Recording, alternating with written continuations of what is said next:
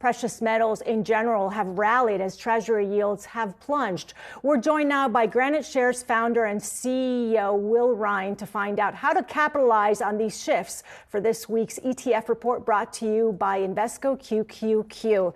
And Will, talk to us a little bit about what we've seen with gold, with this chaos that we've been watching in the banking industry. And if it continues, what are we to expect when it comes to this precious metal? Yeah, I mean, what we're seeing is just a classic crisis of confidence. And when you see a crisis of confidence, but particularly in our financial system and our banking sector, people rush for safe havens. And arguably, there's no more famous safe haven in the world than gold. It's one of the highest quality assets out there with no counterparty or credit risk. So in other words, gold can't go bankrupt, unlike a bank. And that's very appealing at this particular point in time. And Will, demand for gold has shot up, obviously, in the wake of the two banks that collapsed over the weekend. And I understand, if I understand this correctly, GraniteShares did have some exposure to SVB, to Silicon Valley Bank. What has the last week been like for you? And walk us through the last couple of days and give us an inside look at how stressful that time must have been. Yeah, no, absolutely. So we used Silicon Valley Bank in the UK, where we have a business. In the US, we didn't, but obviously it affected the whole company, so regardless of where you were positioned.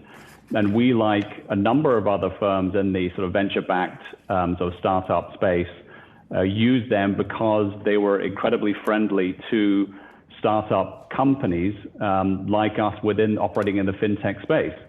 And so when we saw on Thursday the stock price dropping pretty significantly on the exchange here, started to get worried. And then obviously on Friday, it dropped dramatically further. And so we tried to move money out of the accounts in the UK. But obviously by that time, and unbeknown to us at the time, the actual bank had frozen up. So fortunately, we weren't holding a huge amount of money at that particular time, so weren't really affected by it. But it's a wake-up call for everybody in terms of the banking relationships that you have and how quickly something like this can happen. And given with what we've seen with Credit Suisse today as well, and just the banking sector in general, and that concern that investors have had, I mean, in talking to investors as well, what are you expecting as far as what the Fed may do next week? Are you thinking that a rate hike should be definitely off the table here?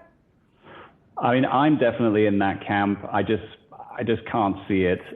Really, we've got to a position where at 4.75%, you have banks failing. Now, obviously, people will make the argument that that's not exclusively down to the Federal Reserve, and that is down to some specific policies that those institutions took that didn't go right. But I think you just have to look at the broader reaction, from the market to tell you that interest rates have gone up too quickly, too high, and it's causing problems now for the system.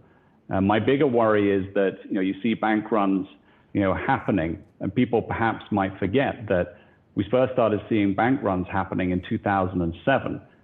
As early as August in 2007 with Countrywide Financial, and obviously in the UK later on that year in September with Northern Rock, and that was really a year before the financial system completely collapsed with the bankruptcy of Lehman. So I'm starting to worry that this is the beginning of a broader crisis here, and I think the gold market is telling you that, and that's why we're seeing gold prices well above 1,900 today. So, Will, you have exposure to the gold market with some gold-focused ETFs, but you also have a GraniteShares U.S. High Income ETF. What can you tell us about this and when it would make sense for investors to buy into that product? Yeah, so the ticker code is HIPS, H-I-P-S, stands for High Income Pass-Through Securities. Yields about 10% per annum. And this is a product that has a fixed cash distribution every month. And what's interesting about this is obviously for many years, it was really one of the places where you could still generate high levels of income in a market where interest rates were zero. Now we've seen interest rates climb, and certainly you have now more products competing with high income, especially in the Treasury market where at one point, just in the last couple of weeks, the 2-year Treasury was at 5%. Now, obviously, since the banking incident has happened, and particularly over the last few days, interest rates have come down, quite dramatically in reaction to what's happened with the Federal Reserve and the response.